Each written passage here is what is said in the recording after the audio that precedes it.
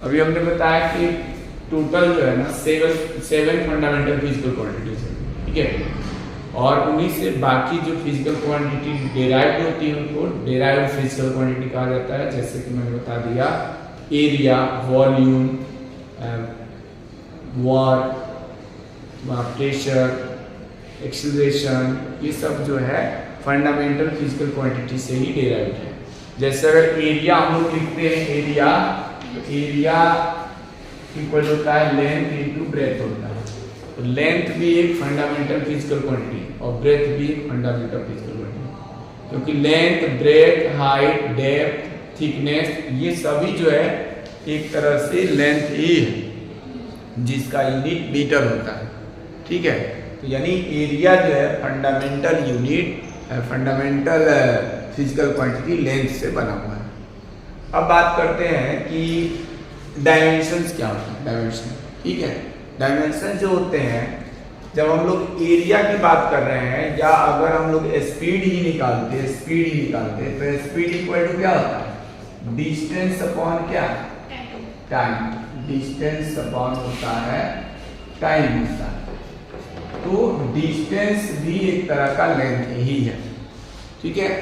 तो ये fundamental unit हो गया एक तरह से लेंथ, और दूसरा टाइम फंडामेंटल यूनिट होता ही है। तो यहाँ पे डिस्टेंस अपॉन टाइम, यानी ये डिस्टेंस और टाइम से बना है, तो इसलिए स्पीड जो है ये भी एक डेराइव्ड फिजिकल क्वांटिटी है। अब बात करते हैं कि ये डायमेंशंस जब हम लोग निकालते हैं, तो जो 7 फंडामेंटल फिजिकल क्वांटिटी लिखा था मैंने, उसी के बगल में अगर जगह हो तो देखो ऐसे लिख लेना है। लेंथ के आगे, लेंथ को L से रिप्रेजेंट करते हैं, मास को हम लोग कैपिटल M से, और ये स्क्वायर ब्रैकेट में लिखा जाता है। तो ये लेंथ का डायमेंशन L हो गया, मास का डायमेंशन M हो गया, और टाइम का डायमेंशन जो है वो T, कैपिटल T, ठीक है। लेंथ, मास, टाइम, और करंट का डायमेंशन कैपिटल A। मोल का हम लोग मोल ही रहने देते हैं, मोल जो है ना उसका वही रहेगा। और टेम्परेचर का केल्विन, कहीं कहीं थीटा से भी रिप्रेजेंट किया जाता है, ठीक है। अब क्या बच गया, इंटेंसिटी ऑफ द लाइट, और उसका होता है कैंडिला, तो कैपिटल C और D, ठीक है। ये इनके डायमेंशंस हो गए जो फंडामेंटल फिजिकल क्वांटिटीज है। अब ये तो हो गया कि इनके लिए जो फंडामेंटल फिजिकल, लेकिन अगर हमें डिराइव्ड फिजिकल क्वांटिटीज का दिखाना तो कैसे दिखाएंगे। तो जैसे एरिया का फॉर्मूला हम लोगों ने देखा कि एरिया इक्वल टू होता है लेंथ इनटू क्या, ब्रेथ होता है, लेंथ इनटू ब्रेथ होता है। और मैंने ये समझाया था कि लेंथ जो होती है, लेंथ क्या होती है, लेंथ भी एक फंडामेंटल फिजिकल क्वांटिटी तो है ही, और ब्रेथ जो हो गया वो भी एक तरह से लेंथ ही है। तो इसलिए इसको हम क्या करेंगे, इसका डायमेंशन अगर लिखेंगे, डायमेंशन ऑफ एरिया अगर हम लोग लिखेंगे, डायमेंशन ऑफ एरिया, तो यहाँ आ जाएगा dimension of length into dimension of breadth, dimension of length into dimension of क्या, ब्रेथ। अब लेंथ का डायमेंशन क्या है, लेंथ का डायमेंशन जो है वो L लिख करके और हम लोग स्क्वायर कर देगा, ठीक है। और ब्रेथ का डायमेंशन क्या होगा बताओ, ब्रेथ भी हमने कहा था एक तरह से लेंथ ही होता है। लेंथ, ब्रेथ, हाइट, डेप्थ, ये सभी जो है एक तरह का लेंथ है, इसलिए इन सब का डायमेंशन क्या लिखा जाएगा, L ही लिखा है, ठीक है। तो यहाँ पे L इंटू L 2 बार आ गया, L इंटू L 2 बार आ गया, तो कितना हो जाएगा, L इंटू L कितना होता है, L स्क्वायर। तो इसी को हम L² या L² भी कह सकते हैं, L², ठीक है, L²। यानी डायमेंशन ऑफ एरिया जो आता है वो क्या होता है, L²। अब नेक्स्ट हम बात करते हैं, कोई दूसरा फिजिकल क्वांटिटी लेते हैं, जैसे अभी हमने लेंथ दिया, लेंथ के बाद अगर वॉल्यूम का लेते हैं, वॉल्यूम इक्वल टू क्या होता था, length into breadth into height. तो हम शॉर्ट में ही लिख देते हैं length into breadth into height.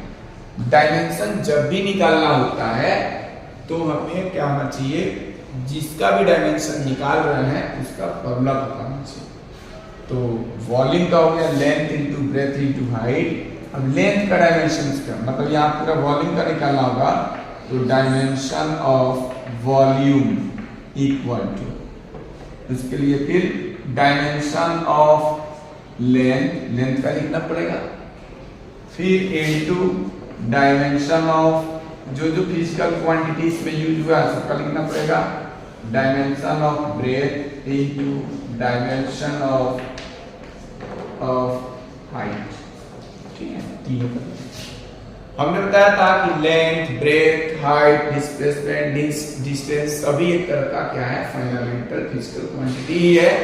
और इन सब का जो डायमेंशन होगा, जो लेंथ का होता है वही होगा, यानी L into L into L, 3 बार लिखेंगे, L इंटू L, ये हो जाएगा L3, ठीक है, समझ में आ रहा है। अब हम इसको डिफाइन कैसे करेंगे कि डायमेंशंस है क्या।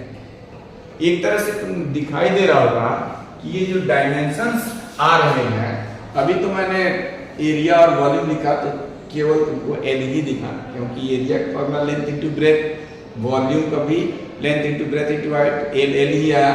लेकिन अगर मैं कोई दूसरा फिजिकल क्वांटिटी ले लूं, जैसे मान लो स्पीड ही ले लिया, ठीक है, स्पीड, तो स्पीड अगर ले लेंगे तो स्पीड में क्या है, स्पीड का फॉर्मूला मैंने वहां लिखा, speed equal to distance by time, distance by time.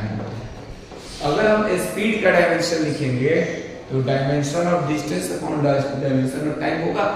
तो यहाँ पे डायमेंशन ऑफ स्पीड जो हो जाएगा वो किसके इक्वल होगा, डायमेंशन ऑफ डिस्टेंस का होगा L, क्या होगा ये L, और डायमेंशन ऑफ टाइम का होगा T, तो L T to the power minus,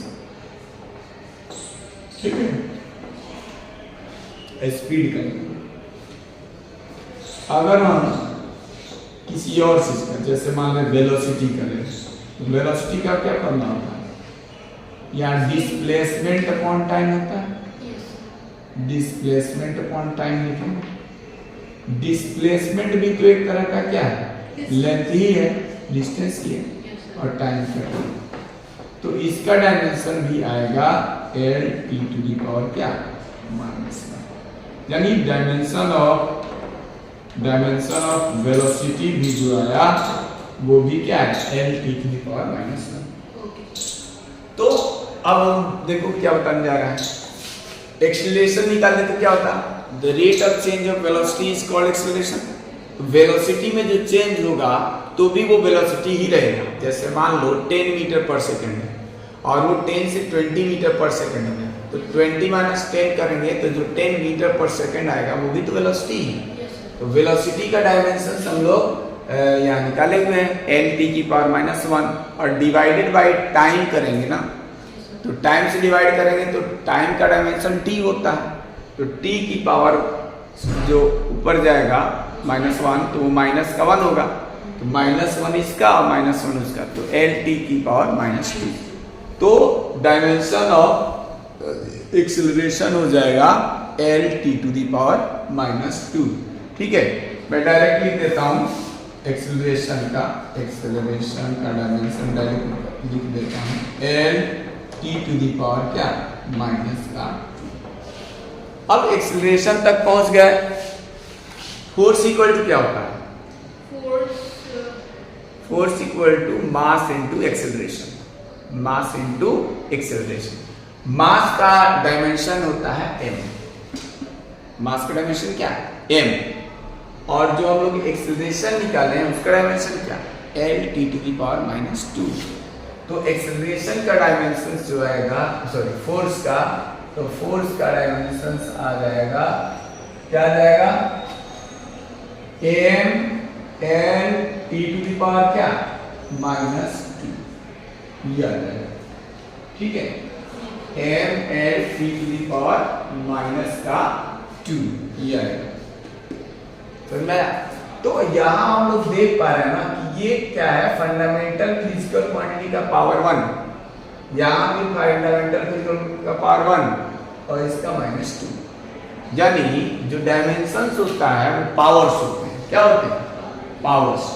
किसका पावर होता है, the powers of the fundamental physical quantities. ये फंडामेंटल फिजिकल क्वांटिटीज के पावर्स हैं जो उस फिजिकल क्वांटिटी को रिप्रेजेंट करने के लिए क्या कर लिए जाते हैं, उसके ऊपर रेज्ड किए जाते हैं, लिखे जाते हैं। तो क्या कह सकते हैं, डायमेंशंस इज द एक्सपोनेंट्स और powers of the fundamental physical quantities which is expressed या which is written for the any other physical quantities. जैसे कोई डिराइव्ड फिजिकल क्वांटिटीज है, डिराइव्ड है, तो उसको रिप्रेजेंट करने के लिए, एक्सप्रेस करने के लिए हम लोग क्या करते हैं कि जो फंडामेंटल फिजिकल क्वांटिटीज होती हैं उसके पावर्स के रूप में लिखते हैं। ठीक है, तो अब उसका डिफिनीशन लिख लेते हैं, फिर आगे पढ़ाते हैं।